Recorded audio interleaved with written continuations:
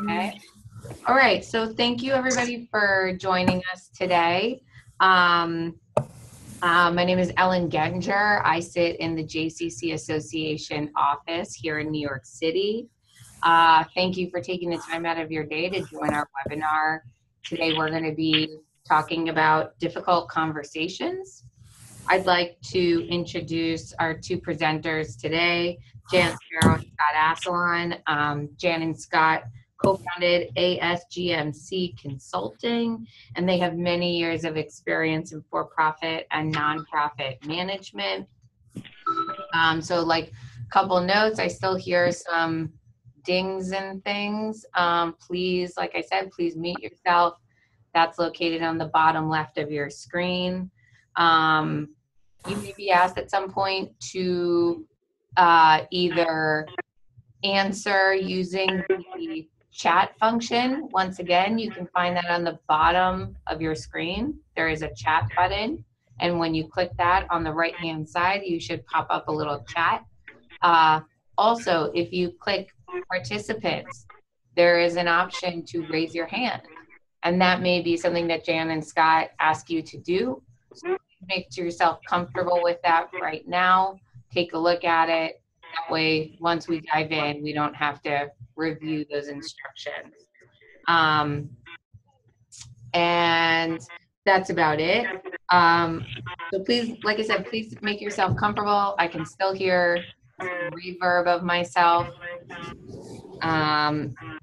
And that's it. I'd like to turn it over to Jan and Scott. They can unmute themselves. I will mute myself and they will take it away. And one more thing, we're recording this. So if you know of anyone who could not make it, we're going to be uploading it on jcca.me. And you can either use it at your own discretion at a later time or pass it along to who could not make it today. So now Jan and Scott. Great. Thank you, Ellen. And hello, good afternoon to everyone across this fantastic country. Hope you're enjoying the same weather we are today, which is fabulously beautiful on the shore in New Jersey. We have the opportunity this afternoon to spend a few minutes talking about talent management and how to, as supervisors, you can continue to help all those individuals in your organizations become the best they can be through conversations that are not only positive, but how do you take some of the developmental issues and turn them into opportunities for the people that you're dealing with. And the other thing too, I mean, you may notice even right here on the front slide, we changed the title a little bit because in our dialogue, as we were preparing for this, we thought about this idea of difficult conversations. And one of the things we know from Dr. David Cooperrider is words create worlds. And if that's exactly the way that we think about these conversations, we're probably going to drive it in that direction. So we decided to take a slightly different tack. I mean, we are going to talk about conversations that maybe can be challenging or whatever, but they matter. And so we thought, okay, let's take this in a direction that can help you by having both those positive conversations about challenging people who are really good and moving them to the next level, and the other conversations that are also not easy to have. All right. So, and we're going to ask you to we're going to try to be a little interactive today, so make sure that you check your raise hands, and we're going to have you type a few things. So get ready to join in the conversation. We're going to sort of focus on three things today. As you can see, we want to keep that talent management process energized. Sometimes it's difficult with all the duties that we have each and every day, but we want to make sure that we do that. We're going to create it. We have a model that we love to use that helps people have those conversations, and what we like about it, if nothing else, is it gives you a really great place to start and it gives you a really great place to end. And we also want you to enable you to better utilize that data from the talent management process so that, again, you can continue to help all those individuals at your J become the absolute best employee individual that they can possibly be. So when we start thinking about conversations that matter, especially within the talent management process, we just wanted to kind of reset and revisit really what our focus is. And one of the things we also wanted to mention to everybody on this call is a lot about talent management and how to have the dialogues within talent management. However, the tools that we're going to teach you today can be used far outside of the talent management program in almost any kind of a conversation that you need to have where you are challenging somebody whether to get better or that they're excellent. You want them to take the next step. So we want to make sure people understand that if you're sitting there thinking, wait, that's not my focus, this can be used in many, many different ways. But for those of you within the talent management program, really where we're focusing today is that bottom piece on talent development.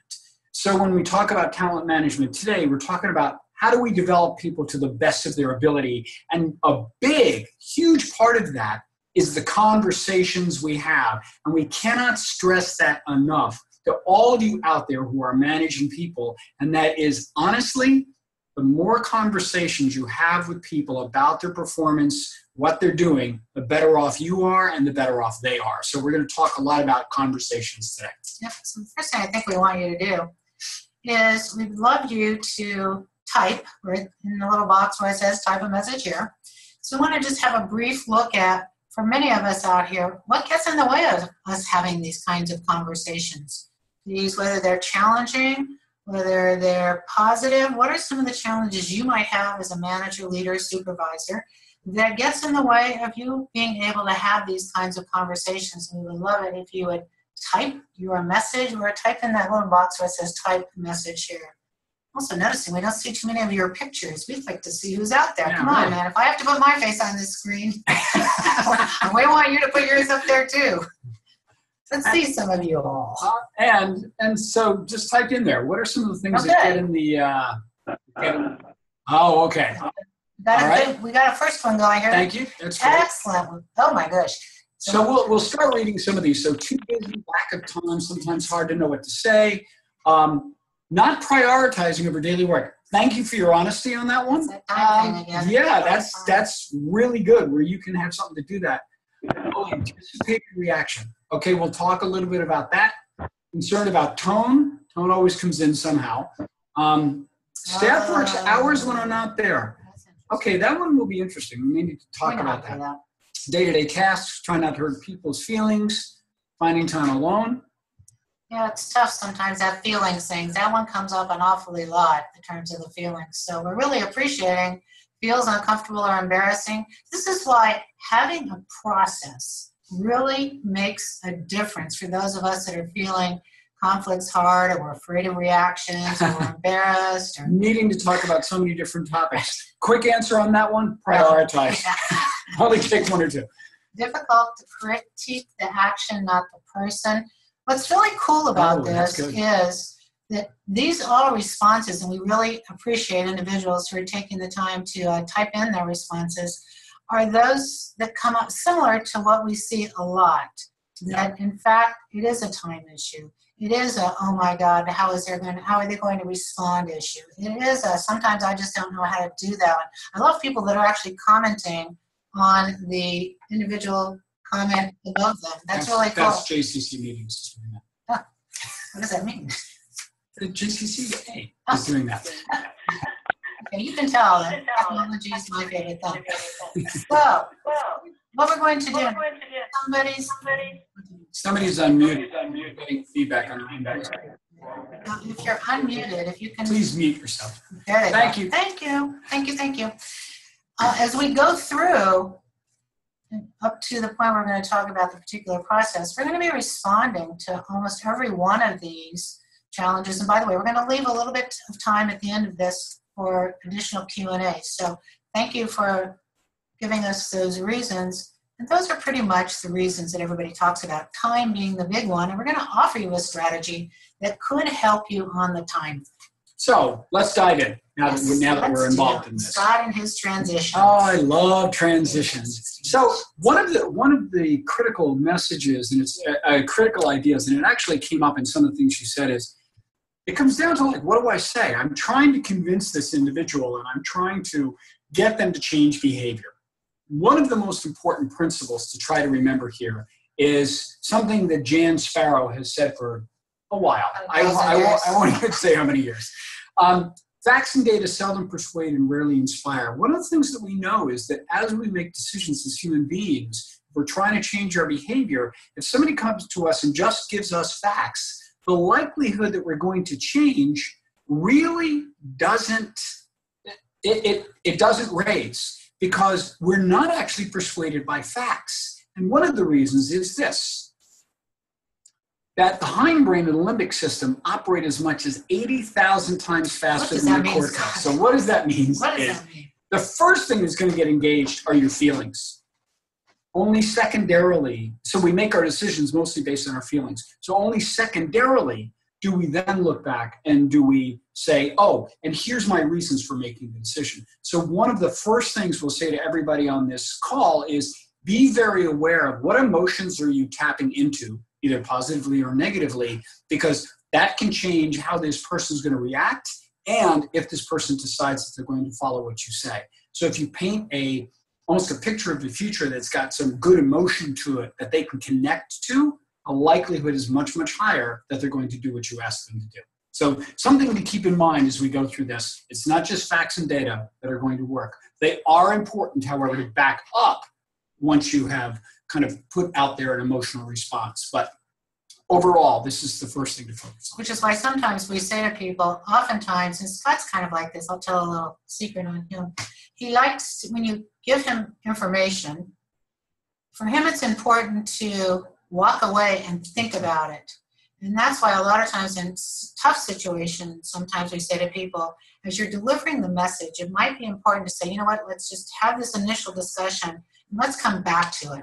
Because that system that jumps in that's operating 80,000 times faster than the cognitive, rational decision just becomes overwhelming, and it's important to allow it to sort of settle down before you can then have the dialogue around what's really occurring. So you know your employees, you know the people that you're mentoring and supervising. So I think this is really important in terms of I think we have some things, why do people act the way they do? Well, they act the way they do because their emotional brain kicks in and is 80,000 times faster than their rational brain. So naturally they go down that road. And I think once you know that, it makes it easier to say, now we can take a deep breath and pause, or take a walk, or do it tomorrow, but just know that it's important to recognize that people's emotional brain, really, it's hard to control it right up front. Is that correct? Brilliant. Yeah. Thank you, Scott. Absolutely. All righty, so what does all this mean? Well, a couple of things to keep in mind. So, and what we're trying to do is give you a framework to think about when you're having your conversations about how to kind of frame them out. And this research comes actually from the Harvard Negotiation Project. And so what we want to talk about here, and this is where you're going to be able to separate some of the ideas of behavior, personality, because what Harvard discovered is there's actually 3 layers. They say 3 conversations. There's 6. Well, yes, we'll get to that in a second. Jan's getting ahead of us. There are 3 layers to a conversation. So when I'm listening to you, you are engaging me on 3 levels. The first level is the what's happening conversation. And that's the facts around what the situation is. And one of the things we all know, come on, you all know this. If 3 people see a car accident and you ask them to describe the accident, are they going to describe it the same way? No. The answer is no, they won't. They don't even know what color of the car. They don't agree on the color of the cars. Yeah, because even our perception of facts is different. But at least in the what's happening conversation, there should be some kind of agreement. But similar to the iceberg that's in here, the what's happening conversation is only what's above the waterline. It's a much smaller part of what's going on in the conversation. And so the next level down that Harvard discovered is what's called the feeling conversation. And the feeling conversation gets to what some of you pointed out, the concern about tone, the worry about how people are going to react. And part of that is, how do we acknowledge that, or how do we listen to or for the feelings that are going on in the other person? So part of that is really being observant or asking questions, seeing how things are landing. Feeling conversation becomes really, really important. But the final level that Harvard... This is a toughie. Yeah, this one's much tougher. The final level Harvard discovered is what is called the identity conversation. That at the very deep part of who we are, in every conversation we're having an awareness of my identity. So if I have an identity of myself as a professional, and you are questioning what I did or some behavior, all of a sudden you're challenging that identity. And that's a deep-rooted part of who we are. And if somehow you don't come back around to support that or say that you want to help that identity grow, whatever that piece is, that could be the point at which I reject what you're trying to say. And so part of the identity conversation is listening and observing others and seeing how they think of themselves and who they think of themselves. They might think, thinking of themselves as a JCC professional. They might think of themselves as someone who is a helper. That's an identity conversation. And if you're challenging that and saying, well, you weren't helpful in this situation, the reaction is going to be fairly severe. And so part of it, again, is listening to how people think of themselves. And again, some of it can come from conversation. So how do you view yourself in this situation as a professional? And people will really unleash and unveil what they think of themselves in their identity. So here's the challenge that I got ahead of myself on, according to Scott. You did. I did. Here's the challenge. Think about this. I'm sitting down with somebody that I am trying to coach or have some kind of conversation with, recognizing that I have data that I believe to be true. I have feelings around this conversation, i.e., I might be nervous about it. I might be uncomfortable. I might be worrying about what this other person's going to say. So I'm having all these feelings going on as I'm doing it. And I have an identity conversation going on for myself. What kind of person am I to be able, am I worthy to be able to give this kind of this feedback to this human being? So I have these three conversations going on in my head. At the same time, the person I'm coaching, mentoring, talking to with is having the exact same thing happen. They have facts and data, which hopefully are similar. We can work that one out, because if you notice an iceberg, we can generally agree on what we see above the line, facts and data. Where we get a little tricky is that feeling and identity. So the other person's having feelings, oh my God, I'm being critiqued, whatever their feelings are, now I feel bad or now I feel good, and maybe it's a good conversation.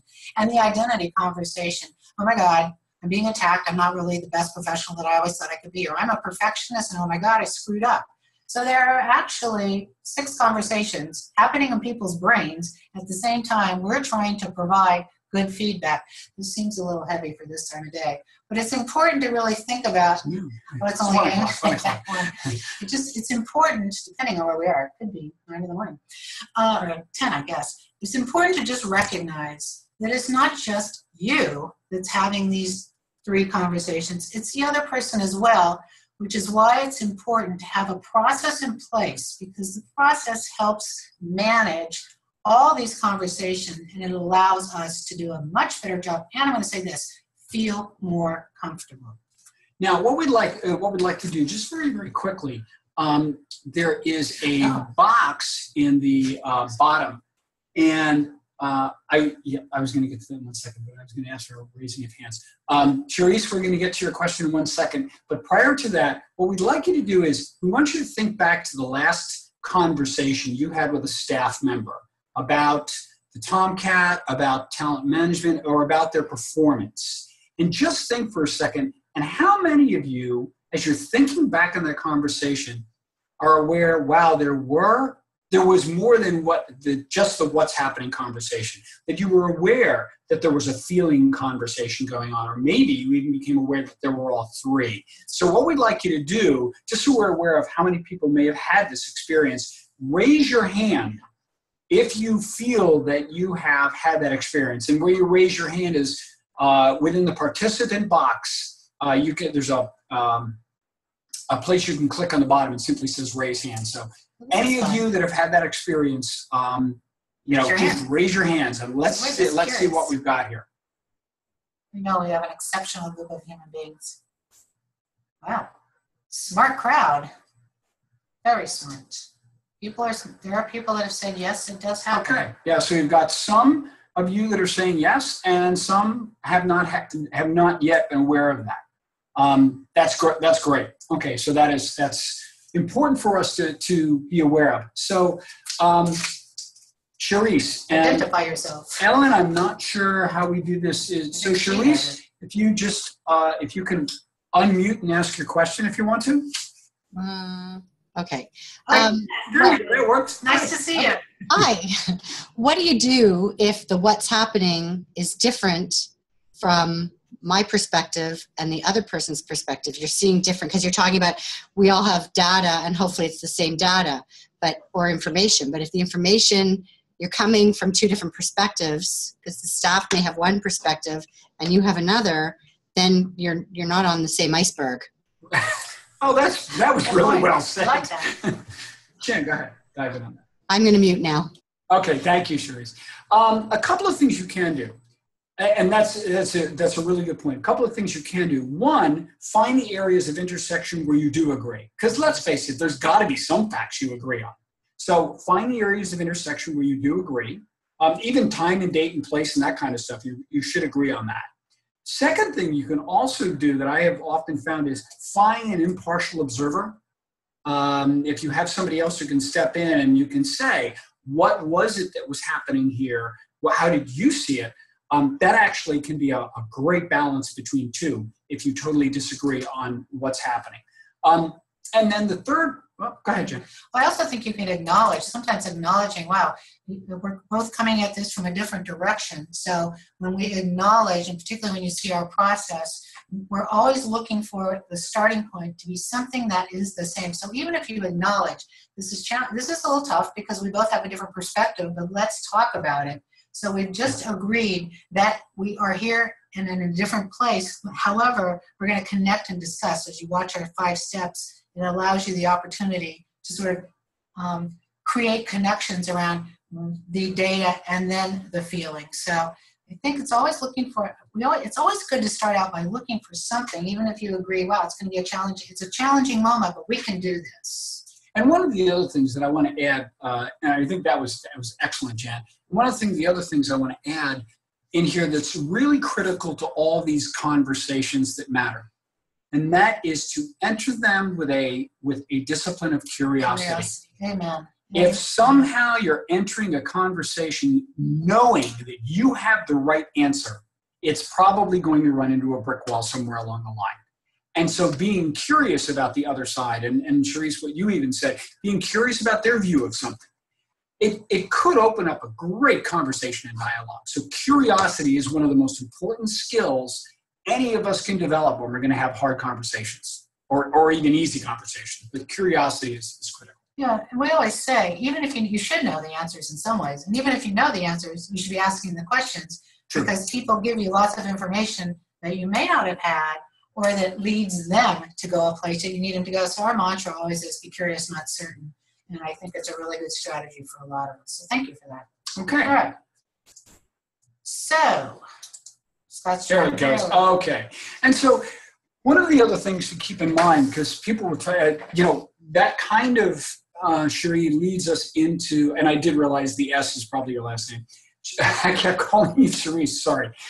That one of the other things we need to be aware of is, yes, you are absolutely right about the two different perspectives. And so especially for those of you on this call in supervising, this is possibly one of the most critical things you can think of as you begin a dialogue. And so if you think about it, I have an intent when I give feedback. So it might even be good feedback. I think that Jan is amazing. And so I want to take, I do think Jan is amazing anyway, but I want to take Jan to the next level.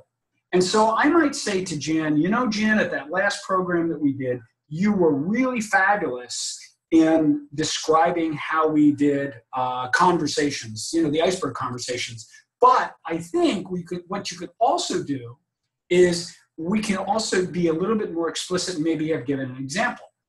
So my intent is to actually give Jan some good feedback to take her to the next level. So even when you're having a good conversation in this developmental area, because sometimes you're trying to play to someone's strengths. So my intent there is to actually take her to the next level. But in any conversation, there is also the framework of the other individual and the impact on them. And Jan, especially since I use the word but, may have not even heard that I said that first part about praise, and she heard, but you could have given a more specific example, and she's thinking, oh, I didn't do a good job. And now she's feeling demotivated. Conversely, there is also this going on. Jan's intent, so for this one, I'm actually going to use myself. I used to have a tendency, and with feedback from Jan, I've now learned about this, that when I wanted to be very, very respectful of someone when they were giving me feedback, I would be totally stoic, silent, wouldn't move a muscle, because my intention was to respect the other person. However, the impact on individuals like Jan, Think about what it would be. was that I either wasn't listening or I was angry. And so my intention totally was missed. But our point in bringing this up is that the only way intent and impact can be discerned is through curiosity. I don't know how my compliment on Jan landed unless if I notice some sort of a reaction to be able to say, I intended that really as a compliment. What happened? So let's talk about this a little bit. Jan, in turn, in my reaction when I get feedback, has given me feedback on what the impact is. And so this whole idea of intent versus impact, you have an intention. Those of you who supervise staff, you have an intention when you speak to them. One of the first things we would say about that is be absolutely crystal clear as to what your intention is. A lot of times we go into conversations, and one of the reasons we trip up in a more difficult conversation is that we haven't clarified our intention. But the second thing is always to check in about impact, to see how something landed, to see how it was received. And it may not be your fault that it was received wrong, so it's not that you need to beat yourself up. Remember, there are two different frames going on here, and that's the way we perceive the world around us. Yeah, and if you think about how often people say to us, oh, I didn't mean that, or we say to somebody else, oh, I didn't mean that, because our intent was misinterpreted in terms of the other individual. So this whole notion of being fearless about checking in on impact, I think it's hard. I agree. I mean, Scott and I have been working together for 20 years, so it's easier to say, wait a minute, noticing what's happening there and what's really going on. The other thing we would encourage you to think about, and many of you already probably know this, and we often forget it, is the use of that word but. The minute I say to Scott or someone, well, you did a great job, but, immediately, like everyone in this country for the most part, we all know that I just forgot about doing the great job because now I'm going to worry about what I didn't do. You did a great job, and. So we've worked really hard in our dialogue to sort of get rid of the word but when, and if we can, because you did a great job, and we're going to figure out how to help make sure that next time you're even better. Takes the sting out of the dialogue we're having. So curious, not certain. Think about intent and impact and get rid of that word but, and it helps us do a far better job as we move into how do we have these kind of dialogues and conversations. Because really, our jobs as supervisors is to really figure out how to take this talent management process, because if you think all the pieces, we want to retain people, and the best way to retain them is making sure that they know we're paying attention to them, that we have their best interest at heart, and that we're giving them really good feedback as well as the developmental feedback. Well, and that's the key, and that's one of the reasons we put this slide in here, and also why we changed the title of this, The Conversations That Matter. And that is, we're trying to remind everybody, remember, this is not just about having conversations about what's wrong. It's a lot about having conversations with what's going right. And the first couple of times you do that, most staff people are not used to that conversation, and they're going to be very wary of it. And to try to take someone to the next level is a language that most of us are not used to, and so it kind of requires practice. And so whether you're going to have the dialogue about their potential or their apparent lack of potential, there still can be challenges in both of those dialogues. And so part of that is really to prepare to have those conversations. Yeah, we've looked at a lot of studies, and I suspect if you're similar to others, if you think about the people above you that you report to, one of the things we know, and the studies sort of validate, is that most of us as leaders, managers, don't necessarily give positive feedback. We don't necessarily encourage, particularly the people that are doing really well, because they're doing really well. And I think we all indicated, or many of us when we typed in what gets in the way, we're too busy, we don't often see people, it's time consuming, there's a lot of stuff that goes on in our lives. So it's really important to think about how do I continue to encourage those individuals that are good at what they're doing or part of the talent management process in addition to looking for opportunities to develop them, because I think it's easy to forget the research around people that are really good at their jobs, and if they get any encouragement at all, the impact on their productivity soaring is amazing. So if nothing else, in many ways, it's important to think about what am I doing to not only create developmental opportunities, but am I just encouraging my best people along the way to do really well? And so this whole idea about, no, that's, okay. Jen's looking at some other stuff on the PowerPoint. Hands raised. And so what we wanted to do is we want to bring this back into the context for many of you around the talent management program. And so we want to kind of use this as a kind of a basis. So if, for example, in one of your staff members, 70-20-10 development plan, the focus, the skill to develop is public speaking. So remember what the 70-20-10 is. So the 70 is a job-based assignment. The 20 is who's going to help you and how, and the 10 is formal training and self-study. And so this is the 70-20-10. And so if an individual has this, now one of the other things, one of the questions that was asked before, it was one about there are so many topics. Yeah, need to talk about so many different topics.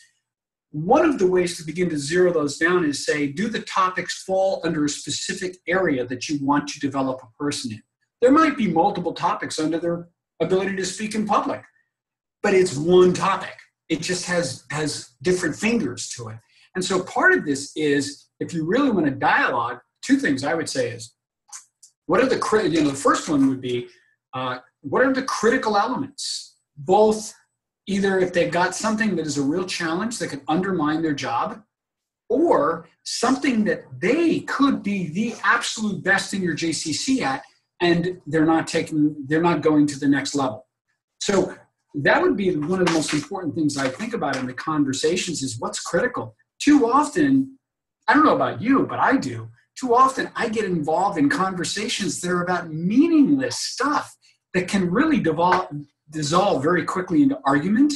And yet at the same time, it's really not worth it to have those conversations. So we want to use this sample 70-20-10 and kind of show you how this can play out. So, if our slide there it is. Change. Okay. All right. So this is a model that we worked on with, I guess, some folks at Harvard. And we've been using it for an awfully long time. If you've been in some of our programs, you might be familiar with this model. And I'll tell you why we like it. We like it for a lot of reasons. A, it gives us a starting point. And we hear this all the time when we teach this model. People come back to us and say, one of the things I love the most about this model is it gives me a place to start the conversation, which seems to be the challenge for a lot of us. How do I even start a dialogue around developmental issues that doesn't get everybody all worked up or really concerned? Secondly, you can flex this model. Once we show it to you, I think you'll be able to start to say to yourself, wow, I could take this model and flex it. I use 3 of the steps a lot. Sometimes I use 5, but I've really learned how to customize this model so that I can flex it for the situation, use it to take shoes back to Nordstrom's. So that it's really important as we do this model not to think, oh my God, I have to go through all their words and their steps. No, what we're asking you to do is think about it as, we're going to give you some examples, and how do you take it and start to flex it for the use of yourself? And as Scott mentioned earlier, teach it to everyone. Use it in a lot of situations. It's not specific to talent management. It's just a great way to have influencing conversations. And so the first 2, we'll call them statements, are here's what I understand and here's what I don't understand. And we'll kind of take you through all of these. And these are kind of context. These 2 are, I call them the context statements. And what that means is what I understand.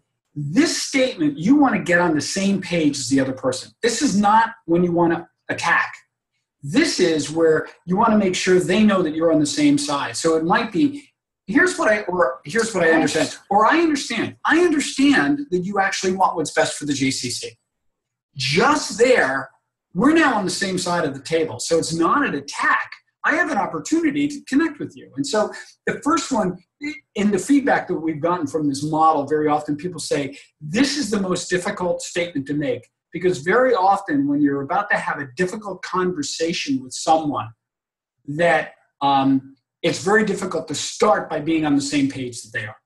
So it might be, I understand you want to provide the best client service that there is. I understand that, whatever it is. Get a promotion. I understand you want to be, you want to move up in the talent management process. Look for areas where you both can't really disagree. So that gives us we all breathe more easy. And probably the way that you'll really know you've hit it right on this first statement is if when you say it, the other person nods. That non-verbally, you should be able to see agreement as soon as you hit that first statement. The second statement, again, in the context statement, is what we call the curiosity statement. What I don't understand is, or what I'm curious about is, or what, and this is not, remember, this is curiosity. This is not an accusatory statement. So this is not, what I don't understand is how come you could be so stupid. That is not what you want to say here. It is a curiosity. So, given that you want to be the best in client service, what I don't understand is some of the conversations that I've heard recently, or what I'm curious about is some of the conversations I've heard recently between you and some of the members. So it's a curiosity statement. At the end, and you might even be able to say, because this is not just you stating this, it's a dialogue. And so you might say, so I'm curious about some of the recent conversations with members. What was happening? Tell me your side. And so these first two statements are what we call the context statements. Then, so what I want, or what I intend, or what I hope, you can use all three of those words depending on what exactly you're trying to say. And these are really kind of where are we going with this conversation. So what I hope is we can have a dialogue about, or what I hope is that we can begin to determine how to move forward with your development here, or what. And so this is where we start saying you can use pieces of this model. Because that second statement about intention, what I don't want to happen, or what I don't intend, or what I don't hope for, is much more of a negative. And that can be used. There are sometimes you have to have difficult conversations, and a lot of times that statement is what I don't want to happen is that we have this conversation but nothing changes. Sometimes that's got to be said. It has to be said, but there are times you're going to be having conversations where you actually don't even need to use the negative intention statement. It even gets more sort of critical on our next two steps where you might not use one of them. Okay. Process. There you go. So this is where we sort of deviate from the group at Harvard that we worked with. Scott and I, have a very sort of positive point of view. We sort of feel like people, if we can end a conversation in the positive, we have a greater opportunity for change to happen or influence to happen. So that we like to end with, if you could do this, whatever we're discussing, if you can, if you could, if you would, then you'll be able to get that promotion you want, or you'll be able to move into a different role, or you'll be able to get whatever it is you need if you can do something. If you can't, then. We're not big fans of if you can't, then, unless this is a situation where if you can't, then you probably have to be gone. We all have those kind of conversations. Those are the ones that are really the toughest. So we tend to we put it in parentheses because we don't use it if you don't have to. It's like, if you can do something, then that would be fantastic, because people are more motivated when they have the opportunity to be successful. So that this process is one where if we could really think of ourselves as, we always like to say to people, in the roles that you're in as leaders, one of your jobs is to be able to, with a good heart, give people the kind of opportunity to succeed because you're willing to talk about the tough stuff. And isn't there some Latin here involved in terms of, I think in some of the programs we do, we talk about what it means to be a coach or a mentor or someone who offers people the opportunity to succeed because I'm willing to tell you not just oh yeah, you're really great, but I'm willing to tell you and have a conversation around these are the things you need to do differently. So, when we look back at some of the questions that were first typed in, people have a little fear around this, and I totally get it. There's some gender stuff here around people having tough conversations. There's some tone stuff. There's socialization. There's lots of stuff. In the meantime, if we could start to think of ourselves as we have the opportunity to help other people be successful because we're willing to tell them the stuff that other people might not tell them that allows them to be their best. Because if we don't give them that information, they don't have a chance. So reframing how you think about it, using this process makes it so much easier. And one of the other things that we want to underline about this process, early on, somebody had that question about behavior versus personality.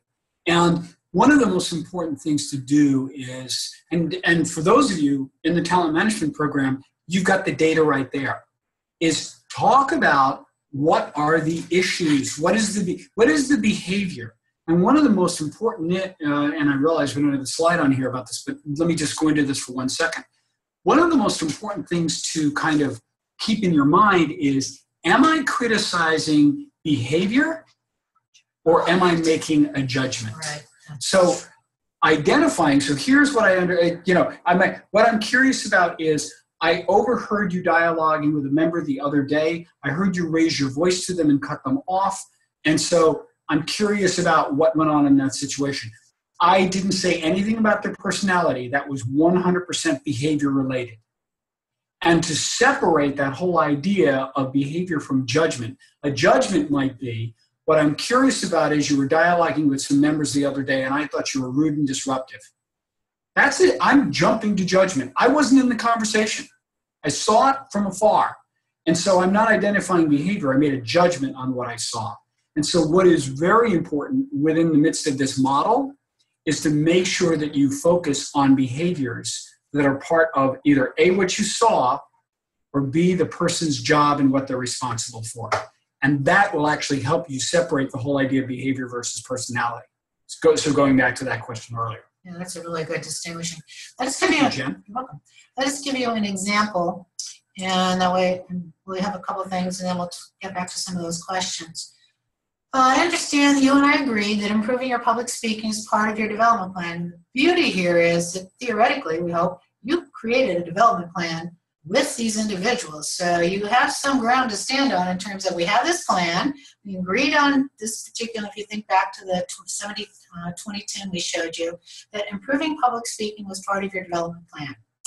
What I don't understand, or what I'm curious about, please flex these words. What I'm curious about is that you have not been speaking up in meetings as we agreed upon, nor have you asked to present at a board meetings as we agreed on in the plan. And so I'd really like to talk about what's happening, what's getting in the way, and put a period at the end of the sentence, stop talking.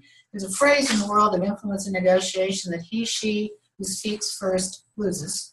So this is not a shotgun approach. This is now I'm putting a period at the end of the sentence. Now I might know all the answers to this. I don't know. In the meantime, let them tell you what's getting in the way for them, because it helps us as we move through it. And so then the intent. So what I intend is that given what you just told me, so hopefully you had a bit of a dialogue there, we can recommit to fulfilling the 2 parts of the plan within the next month. Now, I'm going to say a couple of things about this here. All this is 100% behavioral. We haven't gone near personality, right? So part of that is, within the job, I can talk about this. It's also directly related to the 70-20-10 plan. So I can refer back to, hey, this is what we created together. And then we purposely did put this in here. We thought, okay, let's play with it a bit. And what I don't want to happen is that we aren't specific about moving forward with the plan, and we have to have this conversation again. Because I'm being honest. It's like, okay, we're creating a timeline, we're trying to move forward. And so the final statement within this conversation could be this. So if you can follow through with this, I think we'll see some development in your public speaking skills, and then look for more opportunities. So the whole idea is you're now having this difficult conversation with this individual, trying to get them back on track with the plan. You're very specific about the plan. It's all behavioral related. And there are some there are some consequence statements at the end, that whole idea at the end of, if you can follow through on this, here's what we're looking at. What we didn't put in here is the if you can't. You might need it if you can. Sometimes you might have to. If it's critical for that person's job that they have to develop their public speaking skills, you might have to say a statement similar to, if you cannot follow through on this, we're going to have to look at either possibly reallocating some of the things you are doing or possibly repositioning you within the JCC. And we would like you to use that if you can't prior to if you can, because we think it's important to not end the conversation on the negative. End it on the positive. End it on the positive, because it gives people a sense of hope. Now, not everybody's going to go out and be inspired to change. We all know that. In the meantime, when people have a chance to be successful or they leave knowing they have a chance to be successful, there's a greater likelihood to do that. So if you have to do the if you can, throw it in there, toss it in before the if you can. All right. So that is the model. That is one example of the model. And this example number one, this example number one really is an example of when there's a challenge. But this exact same model can be used if a person is good and you want to take them to the next level. And so let's say, again, it's on this whole idea of somebody who's very, very good and you want to develop them in public speaking. And so it's I understand you and I agree that improving your public speaking is part of your developmental plan. Same start. What I'm curious about is, now you've had the opportunity to present to the board, and you have also been speaking up at meetings. So what I intend is, we're now going to have a conversation. Let's take this to the next level, because I believe in you, and I believe you can actually now be even presenting to larger and larger groups. I don't know I don't know that I'd want to do what I don't want to happen, but I might. What I don't want to happen is that we miss the opportunity to develop the skills you have. You could be an incredible speaker. So let's work on this. So if you can follow through on this, I think we can create a plan where you could become one of the best speakers that our JCC has. So that's why we talked about this whole idea of conversations that matter. This can also be used even in conversations that are not quote unquote difficult, that are not negative, we'll say. Even in challenging people to get better. So you can use this context, this overall framework, in two different ways. So I go back, we'll sort of look through some of the questions that were posted first, but the one that I want to go back to, because it's being written about a lot in the leadership journals, et cetera, and it goes back to something that many of you talked about in terms of time. Too busy, it's too hard. I mean, all those things we know, that we're all swamped. It's true, that's first. And that was one that we heard a lot about. And it's so interesting, and we did put the reference or the source on the resource page of this PowerPoint, which I think Ellen said is going to be archived. And it's the fourth bullet, Reinventing Performance Management by Marcus Buckingham. Some organizations, and we aren't necessarily suggesting this, but we do like the strategy in terms of how do you coach. And the whole idea is they're rethinking annual performance reviews, because what they're discovering is, and it's something we're all on in this call thinking about, is what really matters more to people is getting timely feedback. As I move through the year, having the opportunity from my manager or leader to work with me to make me better. And that sometimes if we wait a year, it's too much. One of the strategies, or one of the, goals isn't that you, the manager, is going to go chasing down these individuals that you're trying to coach. The onus for the coaching falls on the coachee, the people that you manage. So let's say you have 2 or 3 individuals or 4 that you're responsible for. Instead of you trying to figure out how every 2 weeks, actually what they're suggesting is once a week. We probably won't put that out there today because I know you're busy, but these conversations don't have to take an hour. They can take 15 minutes, particularly if we're doing them more often than not. That it's the job of Jan Sparrow, who reports to you, to come to you every few weeks and say, could we take 15 minutes and have a dialogue about what I'm doing right and where do I need some development? So it's taking out that 70-20-10 and taking a look at it. So maybe one of your strategies around this being too busy and it takes a lot of time is A, not to think of it as it has to take a lot of time unless it's a very challenging issue. B, make it their job, not yours. Set a time frame once a month, once a week, every other week, whatever you feel comfortable with your employee, your staff person, so that you don't have to think about it anymore. They think about it. Mm-hmm. So it's something that's being sort of propagated amongst a lot of organizations, utilized among a lot of organizations to try to take some of the onus off you, the manager, having to manage and keep up with this. So just a thought. So what we'd like to do now is we'd love to answer any other questions. You can either put them in the chat box. No, that was sure. Oh, there you go. Look back through some of these questions. Okay, go ahead, go. We were just looking before as people type in, there were people that talked about tone. One of the things we always recommend is if you're concerned about your tone, breathe. A lot of us don't breathe. Work at maintaining a more neutral look on your face so that you manage the zen, and make sure that if you know this is going to be emotionally engaging for you, that you prepare. Preparation is really the key. I hope many of you practice what you need to say with somebody else. It makes it easier. And find a time when you feel like you're really in control and you can maintain a more neutral tone. Yeah, a couple of things. Remember, trying not to hurt other people's feelings. A couple of things to keep in mind. First of all, the more behavioral you keep it, the less you're likely to hurt other people's feelings because it's more objective. And secondly, I have to say this, and that is if you're giving somebody, challenging feedback, yes, it's going to bother their feelings a bit. And you actually would be doing worse for them if you didn't do it. That's one of the most important things to remember out of all of this. You will be the best manager if you give your people very timely, constant feedback, both on what they're doing well that you want them to continue and the things you want them to change. And so part of this, honestly, is practice. The more you do this, somebody said it feels uncomfortable or embarrassing. The more you do this, it will actually become easier only because you've got more practice at it. Most of us run away from it. I don't get thrilled on these, but at the same time, I've had to learn how to do it in our business. And now I have to be more careful because I can get too blunt. Yes, you can. I think also in this uncomfortable or embarrassing, if you think back on those 3 conversations, I'm kind of curious, like what's the identity issue that you might be having if in fact you find it embarrassing to have a conversation with somebody when you're trying to help them be better at what they do.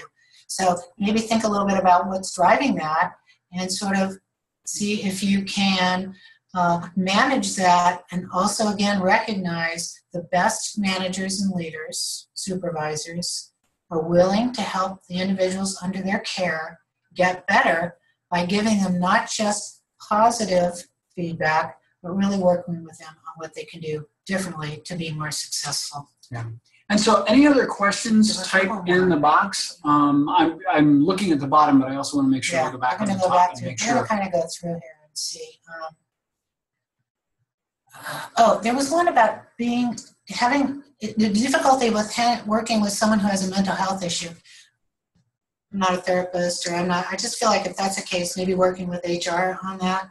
Maybe you shouldn't tackle that by yourself. Maybe you should make sure that there's an HR individual working with you on that one, because that one's a little bit more challenging probably than just your typical difficult conversation. And one final one, not prioritizing over daily work. You know what? Think about it this way, and there's 2 different things I would say here.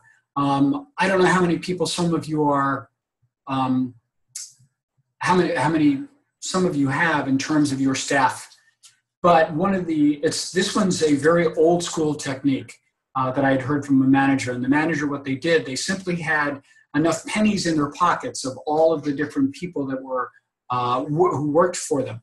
And what they would do is each time they would have a conversation with one of the people, they would shift that penny to another pocket. so they know by the end of the day that they had spoken to everybody within the organization, both positively and sometimes challenging. But either way, making that, they used to say this phrase, management by walking around. Sometimes just walking around helps. So is there another word you could use instead of understand that could be effective? So here's what I understand. Here's what I'm curious about. Here's what I'd love to know. Here's what I know. You could even start that first sentence instead of here's what I understand. Here's what I know. I know that you want to be really good in client service. I know you want to be a better speaker. So yes, you can use multiple words there. Just remember, the first statement is a statement where you want to be on the same side of the table as the person. So maybe it's something you both agree on. Here's something I know we agree on. Could be that. And the second one is the curiosity. Here's what I'm curious about. Oh, I love this example. I see that you aspire to do. That's kind of I love that. That's good. That's good. Whoever that person is. Yeah. That's good fantastic. suggestion. I like it. This is why we were just, in fact, before we signed on, we were just reading an article about how to build a culture of originality by Adam Grant. And one of the things they decided is in their studies, and think about this, when you're looking for an answer, like this one that we're doing right here, that sometimes you need more than 100 suggestions before you fall upon the right one. So thank you for, I see that you aspire. I love think that's really great. I love that a lot. And if we use it, you'll have to tell us your real name so we can give you credit. But yeah, and also don't forget, someone mentioned tone. What does it say? That it can sound condescending, etc. Remember, sometimes when you sound condescending, it's the tone of voice you're using or your facial expressions that you have that sound or look that way versus that I am asking this because I care about who you are. And we're welcome. We can use that. Thank you. Thank you so much. That's fantastic. Any other final questions? Otherwise, I will wrap up and then I will turn this back over. You can always call us, email us, get in touch with us. We're more than happy to help you practice. We've worked with many people having the conversation on the phone before they went into here to have the conversation. So whatever you need to do, and thank you from Jan Sparrow for being part of this afternoon. Yeah, and just one final wrap up to really keep in mind. With the Tomcat, sometimes people stop listening once they see a number. Okay, let's see. I can try to do this in 30 seconds. 140 words. All right. If at all possible, don't use the number.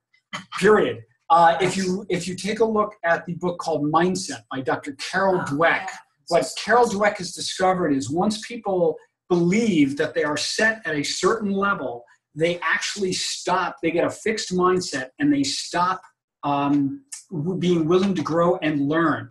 And so even though you might know the number and have the number, talk to them about the behaviors within that box. Talk to them about what you would like to see from them, much rather than the number.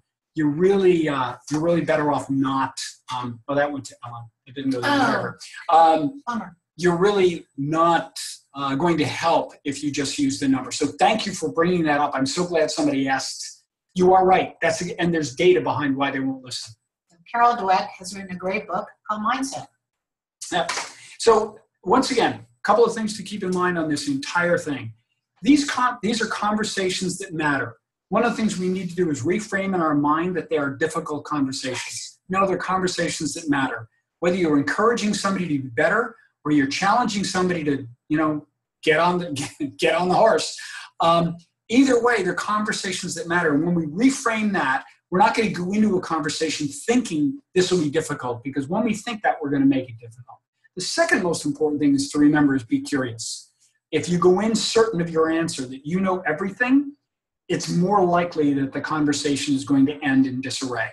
And then the final thing is use that framework we gave you freely.